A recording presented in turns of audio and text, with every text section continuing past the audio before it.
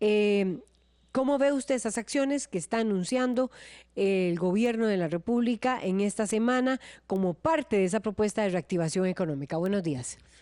Bueno, buenos días. Efectivamente, creo que este es un tema que da para bastante y es posiblemente el centro de la discusión que nos va a tocar durante los siguientes años junto con el famoso déficit fiscal. Vamos a ver, en términos de desempleo, hay una situación que a mí me parece que debe ser catalogada como estructural, porque cuando uno observa los datos de los últimos años, si tomamos solo el primer trimestre de cada año, nos damos cuenta que de acuerdo a la encuesta continua de empleo, para el primer trimestre de este año, empezamos con una tasa de desempleo del cerca del 11%, el primer trimestre del año pasado fue cerca del 10% y el primer trimestre del año antepasado fue cerca del 9%, es decir, vemos una escalonada. Y si tomamos los datos del cuarto trimestre de cada año, vemos que del 2007 al 2012, en diciembre, pasamos en cada uno de esos años casi a duplicar, más que duplicar la tasa de desempleo, porque pasamos de 4.6% en el 2007 a cerca del 12% en diciembre 2018 para el cuarto trimestre de cada año.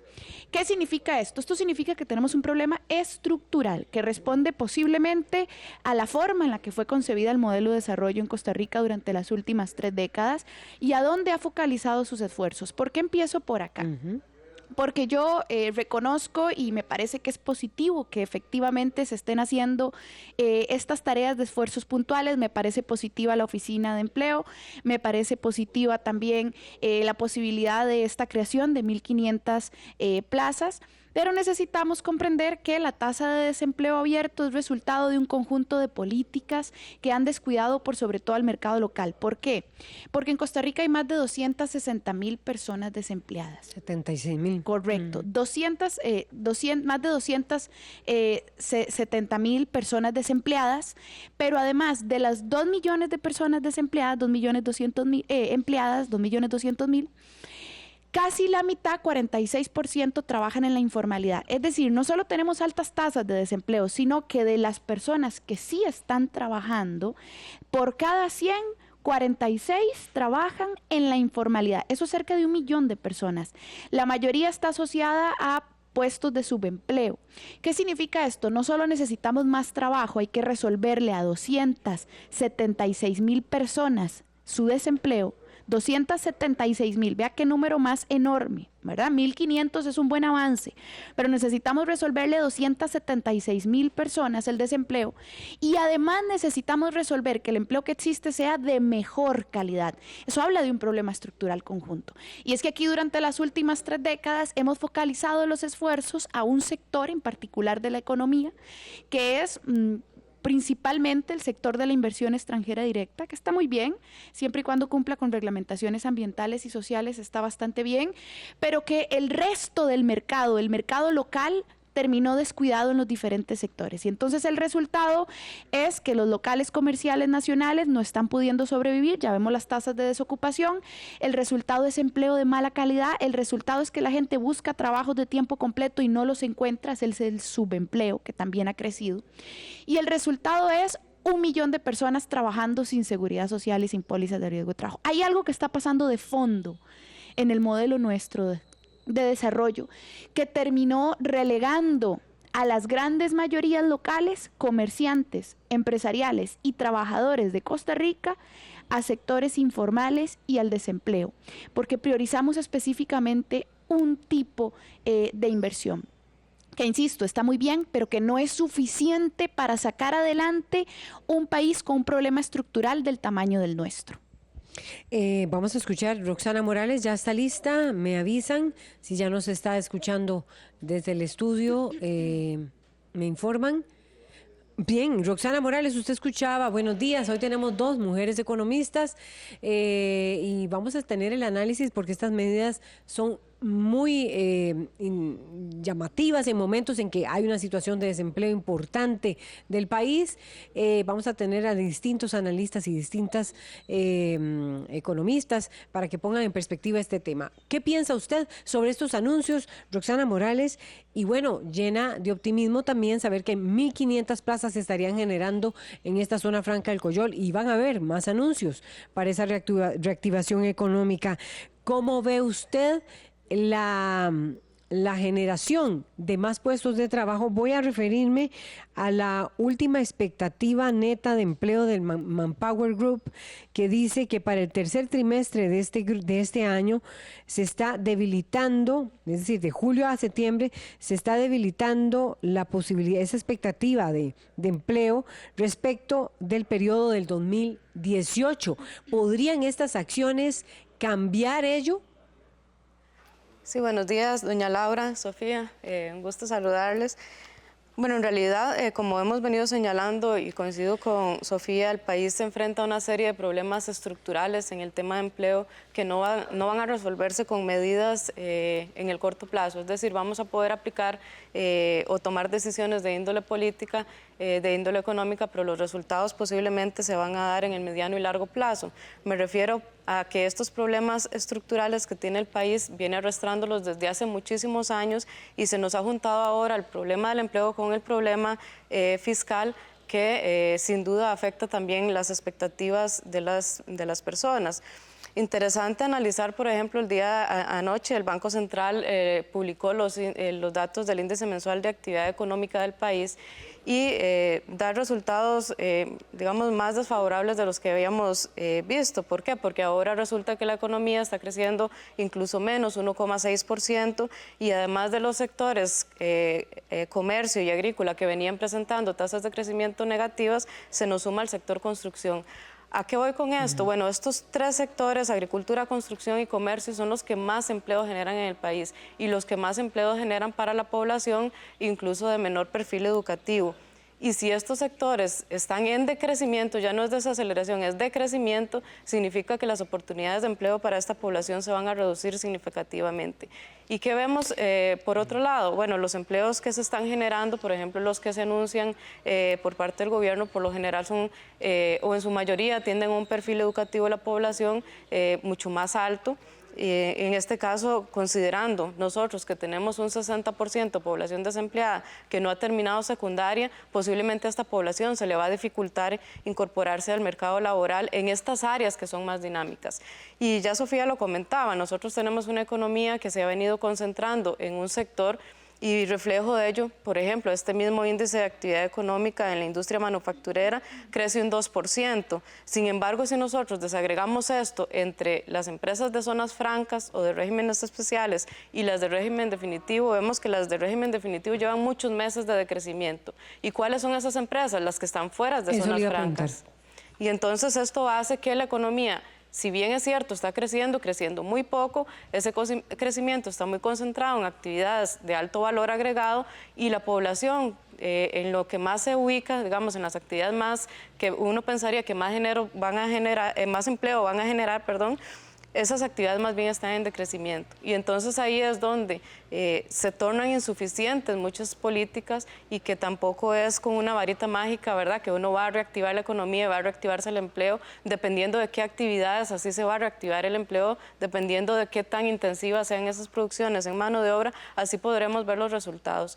Y esto se nos viene a sumar con todo el cambio tecnológico que hay a nivel internacional, ¿verdad?, y en Costa Rica no es la excepción, que también viene desplazando fuerza de trabajo. Entonces, en realidad el problema del mercado laboral es bastante complejo y hay que ir tomando medidas por muchísimas aristas. Y yo creo que, bueno, se ha empezado en algunas importantes, como el tema del Sistema Nacional de Empleo, todo el tema de la intermediación laboral, el tema de los nuevos empleos generados en zonas francas, pero como mencionaba, esa población que ahorita está requiriendo un empleo y que no va a lograr incorporarse a actividades de manufactura de alto valor agregado por su nivel de cualificación, entonces necesitamos políticas direccionadas a esta área. Esta población que está ubicando Roxana Morales, economista, Sofía Guillén, también economista, tiene que ver entonces con trabajadores de la construcción, trabajadores del sector agrícola y trabajadores del sector comercio, que son los que menos tienen posibilidades de emplearse. Voy a seguir leyendo otro dato de la encuesta de tendencia neta de empleo de Manpower. Dice que, ¿por qué se ve esa disminución? El 9%, dice que el 9% de los empleadores de Costa Rica prevé un aumento en su cantidad de puestos para ese periodo de julio a septiembre, pero el 80% de los empleadores no vaticina cambios, no ve cambios de acuerdo con esa encuesta. Tendría que ver, estará relacionado esto con la actividad económica, es decir, que ya el sector de la construcción también se está sumando a esa desaceleración de alguna manera junto con el sector agrícola y el comercio. Bueno, aquí hay un resultado de expectativas mezclado con hechos de mercado que ya están ocurriendo. Que son reales. Correcto, correcto. Por un lado, elementos concretos que están sucediendo. Veamos algunas características de estos sectores. Hablemos, por ejemplo, del sector comercio. El sector comercio es un sector que depende para el mercado local. Del consumo.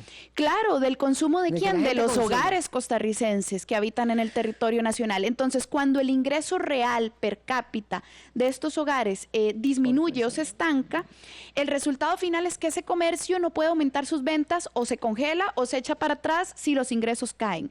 Entonces, vea qué complejo, y yo coincido en la complejidad estructural del tema que estamos hablando.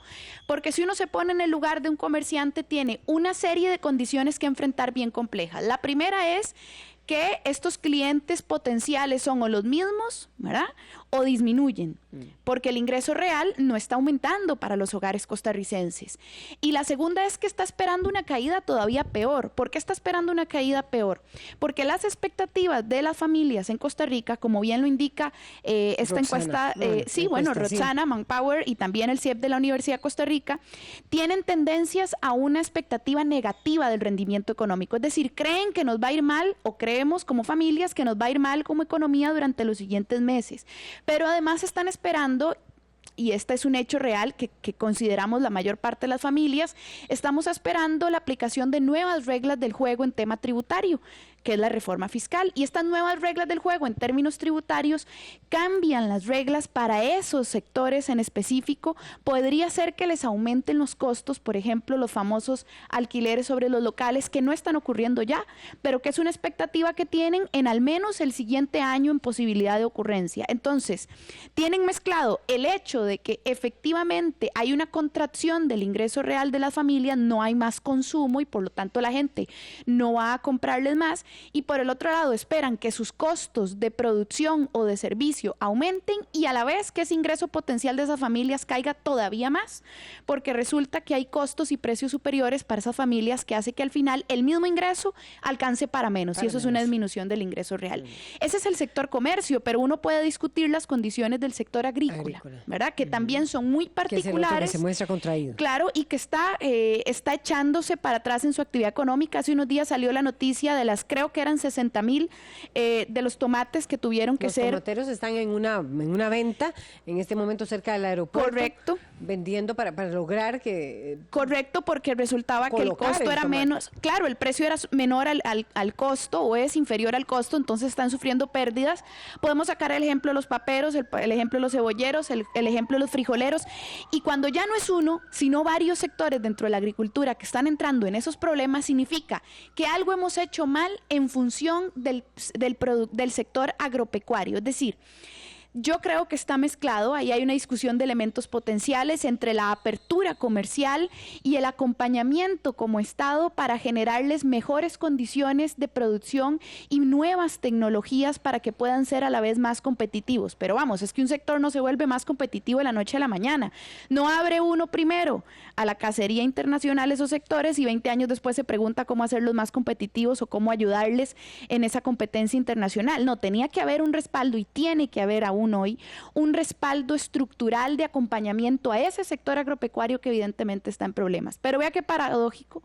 Todo esto implica que el Estado costarricense tiene que invertir en sectores claves. Un Estado costarricense que no ha resuelto su problema en las finanzas públicas. Entonces, como bien dice Roxana, es que se nos juntó el problema del desorden financiero con el problema estructural de haber abandonado el mercado local costarricense y habernos dedicado los últimos 30 años casi particularmente a un sector muy reducido del empresariado en el territorio nacional, dejando por fuera a la gran mayoría. Es un problema estructural.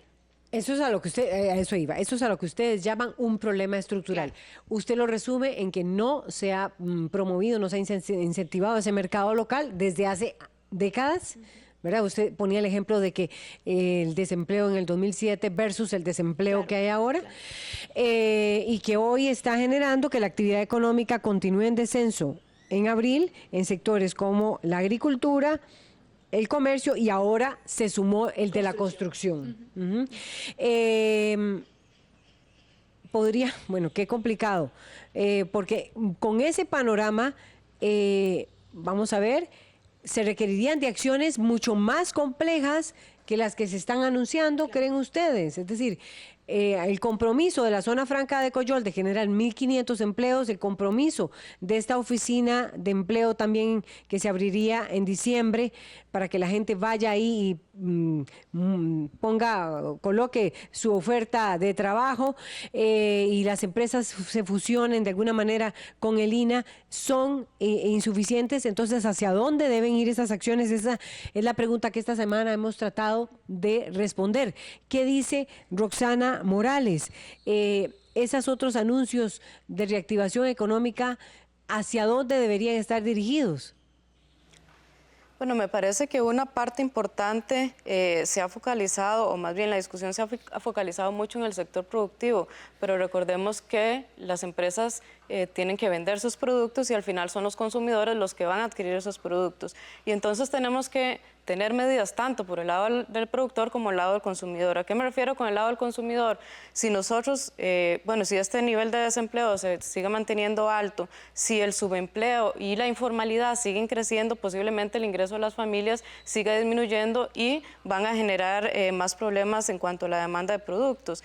Un dato interesante y que también hemos venido señalando en diferentes medios es que las familias costarricenses están altamente endeudadas. Me refiero que cuando uno analiza los datos, por ejemplo, del Banco Central, y compara el nivel de endeudamiento de hogares y empresas con respecto al Producto Interno Bruto, ya en el 2018 alcanzó el 66% del Producto Interno Bruto. Si nosotros analizamos solamente el endeudamiento en tarjetas de crédito, es cerca del 3,7% del Producto Interno Bruto. ¿A qué voy con esto? Bueno, muchas familias, si bien es cierto, continúan teniendo sus ingresos, ya esos ingresos no lo están dedicando en su totalidad al consumo o al ahorro, sino más bien a pagar el consumo que hicieron en periodos anteriores. ¿Y qué es lo preocupante? Que además están pagando un consumo a tasas elevadísimas, ¿verdad? En tarjetas de crédito, tasas de interés del 50%, cuando se van a endeudar para adquirir electrodomésticos, etcétera. Entonces ahí hablamos un poco de las tasas de usura y entonces también necesitamos medidas para controlar estas tasas y poder liberar un poquito de liquidez a las familias y en lugar de pagar un montón de intereses, ese dinero lo dediquen a consumir bienes y servicios o también hacerle frente un poco a lo que ya se viene, ¿verdad?, con la reforma fiscal que sin duda va a incrementar el costo de algunos bienes y servicios. Además de esto, hay medidas, ¿verdad?, que se necesitan en cuanto a la formalidad. Si nosotros seguimos teniendo la población o creciendo el empleo, pero informal, vamos a seguir teniendo problemas, ¿verdad? Me refiero, por ejemplo, los mismos datos de la encuesta continua de empleo que se mencionan ahora. Bueno, en el último año prácticamente el 100% de los nuevos empleos netos son informales. Y esto significa que si bien vamos a crear empleos, por ejemplo, en zonas francas, que es muy positivo, a mí me preocupa más bien en cuántos empleos se van a seguir perdiendo en un sector agrícola, en un sector construcción, y que estas personas no van a poder incorporarse a la zona franca del Coyol o cualquier otra zona franca por el nivel de especialización que requiere. Y tampoco lo podrán hacer en el muy corto plazo, ¿verdad? Ya se mencionaba que hay también estrategias para capacitar a esta población, sin embargo las capacitaciones no se dan de la noche a la mañana y entonces en este periodo ¿qué hacemos? ¿Verdad? Esa es la gran disyuntiva que tenemos y que no hay una varita mágica, ¿verdad? Hay, en muchos sectores se ha planteado el tema de incentivar más activamente el tema, la inversión en infraestructura pública o en obra pública que permita dinamizar este sector a través del gasto público o a través de los vínculos con la empresa privada, pero en realidad es muy complejo lo que estamos ahorita viviendo y también el tema fiscal sin duda ha venido a afectar en esas expectativas de la población. Si la población tiene expectativas desfavorables, difícilmente va a aumentar su consumo aunque tenga más liquidez, difícilmente bajan tasas de interés y voy a endeudarme para realizar una inversión. Entonces yo creo que hay que esperar un poquito que pase la implementación del IVA, que al parecer no va a tener un impacto muy fuerte en el gasto, porque en realidad son pocas las variaciones que van a haber y la tasa impositiva se mantiene en 13% y algunas escalonadas, y entonces necesitamos recuperar un poquito de esa confianza, ir avanzando en una serie de medidas como las que ya ha anunciado el gobierno y otras más, ¿verdad?, que se requieren, y también ocupamos ir atacando esos problemas estructurales, ¿verdad? Mencionaba Sofía, por ejemplo, el acompañamiento del sector productivo nacional, cómo lograr ser competitivo. Nosotros debemos aprovechar los tratados comerciales, pero no que los tratados nos aprovechen a nosotros. Me refiero a que seguimos importando una gran cantidad de productos que vienen a desplazar al productor nacional y no le hemos dado las herramientas al productor nacional para que pueda competir con estos productos importados y además pueda exportar productos, ¿verdad? Y a esto se nos suma un poco el tema de las afectaciones climáticas, ¿verdad?, que sin duda ha venido a afectar el sector agropecuario. Las exportaciones, por ejemplo, a Nicaragua se han reducido casi un 20% en las acumuladas en lo que va del año. Tenemos los problemas estructurales a nivel internacional, la guerra comercial China-Estados Unidos. Entonces, en realidad afuera también hay una serie de problemas que van a afectar o que vienen a afectar también el dinamismo del mercado interno. Entonces, como mencionaba, son muchos problemas, son muchas aristas que hay que ir solucionando, ¿verdad?, o ir por lo menos paso a paso. Y digamos, el nivel de desempleo no se va a resolver de la noche a la mañana. Tenemos muchos años en tasas de desempleo, ahora 3 trimestres consecutivos, tasas de desempleo que superan el 10%. Y bueno, ya esto se convirtió en un problema bastante estructural para la economía costarricense. Bien, explicaba muy ampliamente Roxana Morales. Voy a, nada más para ubicar bien el dato, el desempleo está en este primer trimestre del año en 11,3, de acuerdo con la encuesta continua de empleo.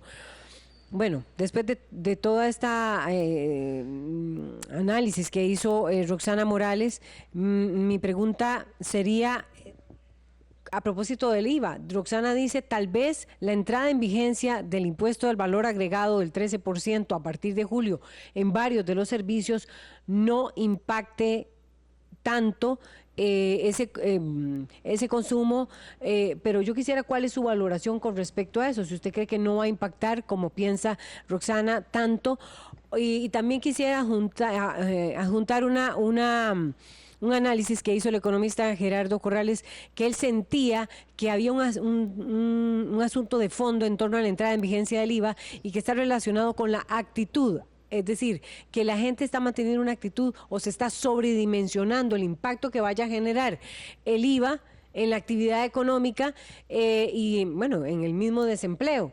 Quisiera que usted me respondiera esta pregunta, pero también Roxana, Sofía Guillén.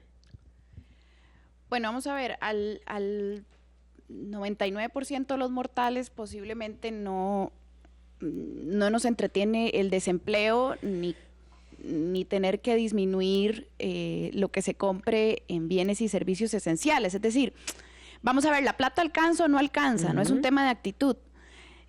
Sin duda, habrán casos específicos e individuales de personas que no les gusta trabajar o no les gusta esforzarse, pero esa no es la minoría. En este país hay 276,000 personas buscando trabajo que no lo encuentran y 1 millón de personas trabajando en la informalidad en condiciones, digamos, de precarización que implican que no hay seguro social ni póliza de riesgos del trabajo. Ese no es un tema de actitud. Esas personas quieren mejores condiciones o trabajan en lo que hay porque es lo que hay. Digamos, es un tema del espacio y del contexto socioeconómico, del modelo de desarrollo en el que como individuos estamos inmersos.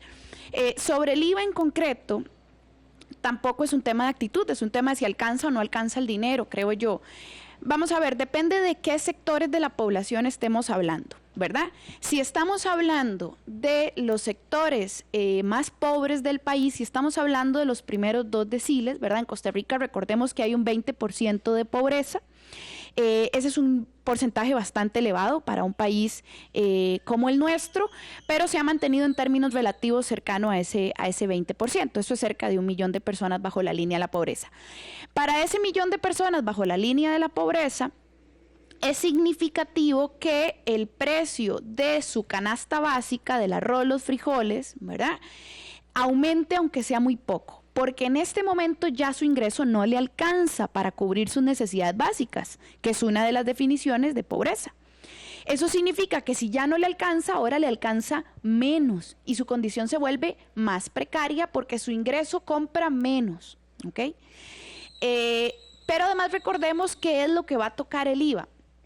Y yo creo que la gente tiene expectativas bastante apegadas a lo que efectivamente va a terminar ocurriendo en el siguiente año. El IVA va a tocar una serie de bienes y servicios esenciales. Lo que sucede es que no los va a tocar de un solo tiro, ¿verdad? Al mismo tiempo, sino que va a ir poco a poco. Entonces, el agua y la luz van a pasar a estar grabadas en un periodo de tiempo establecido, ¿verdad? Los servicios de salud también, privados, con un 4%. El agua y la luz que sobrepasen ciertos montos, dependiendo de la cantidad de cada uno de consumo, entonces va a estar sujeto al 13%, que en algunos casos lo van a repartir en 4%, los medicamentos al 2%, ninguna de estas cosas pagaba IVA actualmente, los medicamentos ya son bastante caros en Costa Rica, añadirles un porcentaje, aunque sea mínimo, quizás a los sectores, a los deciles más ricos del país, no implica un enorme golpe en su bolsillo, pero sí para otros sectores más sensibles, no solo los más pobres, sino los medios, ¿ok? Porque igual su ingreso les alcanza cada vez menos. La canasta básica, que ahora tiene una nueva conformación, que hay elementos que salieron de esa canasta básica y por lo tanto pasan a pagar el 13, no el 1, y los que se quedaron ya pasan a pagar el 1, que no pagaban antes. Entonces, ahí uno puede hacer un recuento del conjunto de cosas, los bienes veterinarios también, los componentes veterinarios, pues también pasan a estar sujetos a cobro. Entonces, hay una serie de elementos que también incluyen los alquileres comerciales que superan los 600,000 colones, y para el caso de las que no estén inscritas como MIPYMES oficialmente, que en Costa Rica hay que comprender que hay una gran parte del parque empresarial micro pequeño que no está inscrito formalmente ante el MEIC, pero que sí está teniendo que alquilar algún puesto.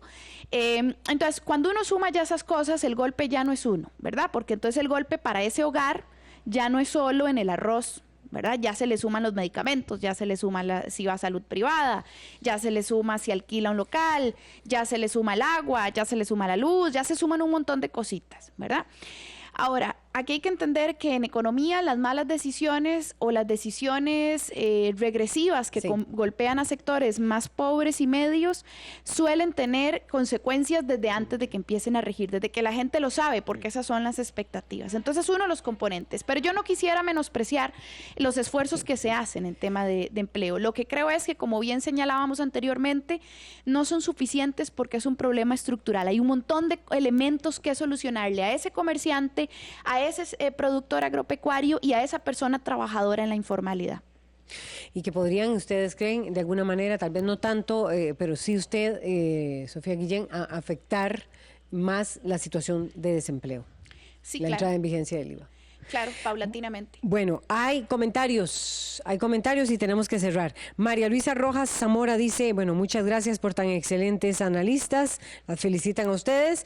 1 millón de personas sin seguro social y que no cotizan para su pensión, para peores en decrecimiento, 3 sectores económicos importantísimos.